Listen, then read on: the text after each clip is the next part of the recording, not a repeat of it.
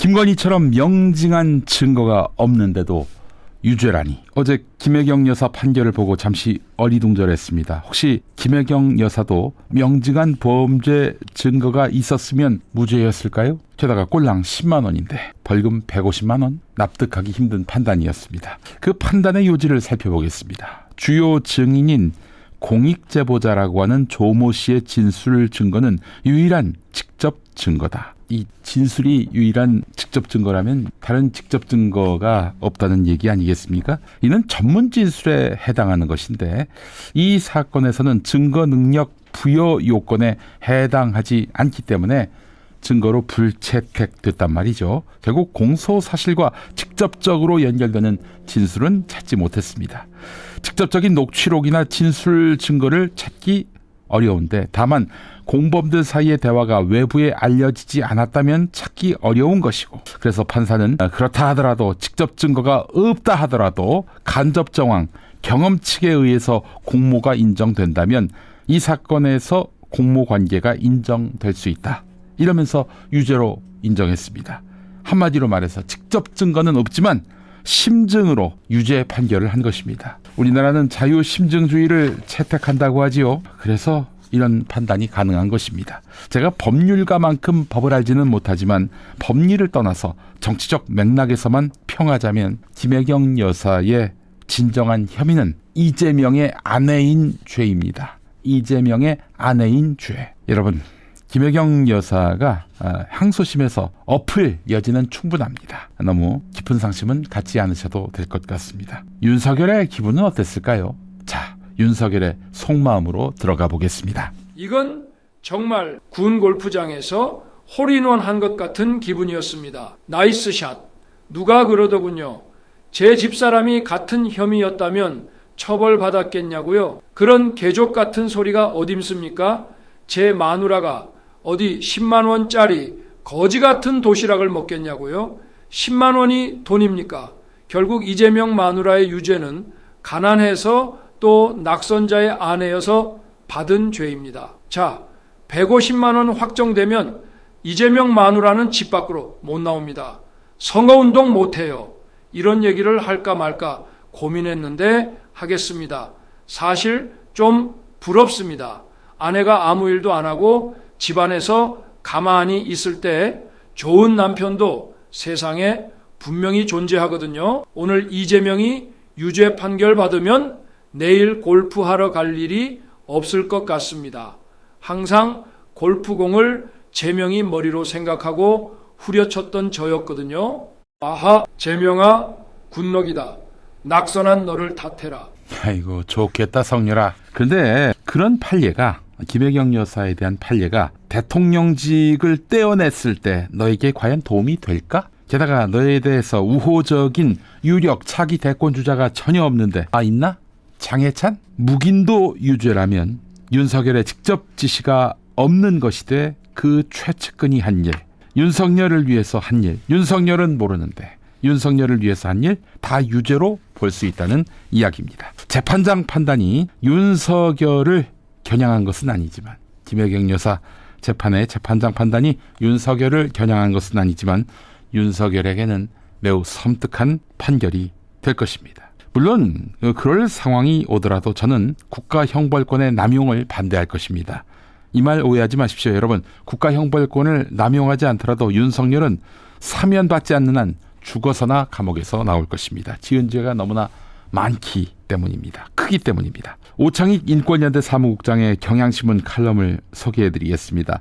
국가형벌권은 최후의 수단이어야 한다. 다른 방법으로 바로잡을 길이 없을 때에만 제한적으로 행사하는 국가작용이다. 게다가 이재명 대표가 누군가를 기억하지 못했다고 범죄자라고 윽박지르는 공권력의 횡포가 오늘의 이재명 리스크를 만들었다. 검찰총장이 대통령이 되자 검찰은 최소한의 염치조차 던져버렸다. 윤석열 정권 2년 반 동안 검찰은 오로지 이재명 대표를 제거하는 게 사명인 것처럼 굴었다. 죄가 있는지 없는지는 문제가 안 됐다. 검찰의 수사와 기소가 얼마나 고통스러운 것인지 알려주겠다는 듯 전방위적인 압박을 가했다. 이재명 대표가 일했던 성남시, 경기도 민주당은 일상적으로 압수수색을 당했다. 무차별적이었다. 이재명 대표를 잡겠다고 376번에 걸쳐서 압수수색이 벌어졌고 검사 70여 명이 투입됐다. 구속영장도 2번이나 청구됐다. 검찰이 기소한 사건은 모두 7건이었다. 오늘 1심 선고가 나오는 공직선거법 사건과 오늘 25일 선고를 앞둔 위증교사 사건 말고도 대장동, 위례 신도시, 성남FC, 백현동에다 대북송금까지 줄줄이 이어지고 있다. 다행히 대장동, 위례, 성남FC와 백현동은 병합해서 진행하지만 대북송금 사건은 수원에서 재판을 받아야 한다.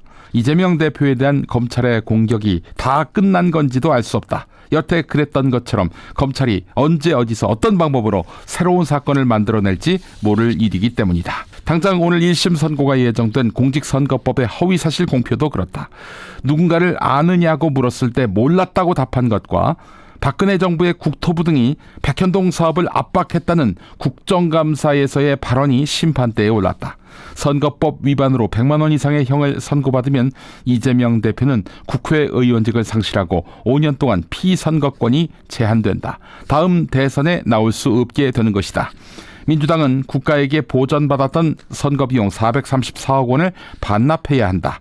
말 한마디에 대한 대가치고는 너무나 치명적이다. 누군가의 기억이나 인식 상태가 형사처벌의 대상이 될 수는 없다. 그래도 검찰은 무리한 수사와 기소를 감행했다.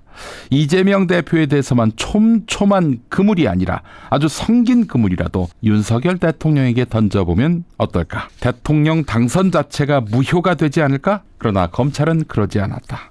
이렇게 검찰이 막무가내로 도발할 때 문제를 푸는 방법은 하나밖에 없다. 법원이 제 역할을 하는 것이다. 이런 가운데 잠시 후에 나올 김태현 기자가 취재한 특종이 여러 매체를 통해 보도되고 있습니다. 윤석열이 20대 대통령 선거 당시에 비밀리에 운영했던 강남 캠프, 그 실체가 드러나고 있는 것입니다. 윤석열은 대선 후보 시절 매일 저녁 이곳에 들렀고 황상무 전 KBS 앵커가 주도하는 TV 토론팀을 비롯해서 장제원, 윤한홍 의원 등 핵심 측근들도 이 캠프를 자주 찾은 것으로 전해졌는데 황상무, 이 사람 대선 직후 치러진 지방선거 강원도지사 선거에 나섰지만 경선에서 졌죠. 원래는 확정이 됐는데 김진태가 명태균 찾아가서 이렇게 도움을 요청했고 그렇게 해서 김진태가 김건희한테 가서 무릎 꿇고 빌듯이 그렇게 구걸을 했고 다시 경선 기회를 얻어서 경선에서 이기고 본선에서 당선된 거 아니겠습니까? 어쨌든 황상무는 대통령실 시민사회수석으로 윤석열을 보좌했는데 식할 발언으로 물러났죠. 원래 공식 캠프는 여의도 대합빌딩에 있었습니다. 후보자 집무실은 국민의힘 중앙당사에 있었고 그런데 강남 캠프, 이거는 중앙선거관리위원회에 신고되지 않은 비밀 캠프입니다. 자, 이 건물의 소유주가 김방은, 김용식 씨로 알려졌는데 이들은 남매인데 김용식 씨 같은 경우 정상명 전 검찰총장의 사위입니다.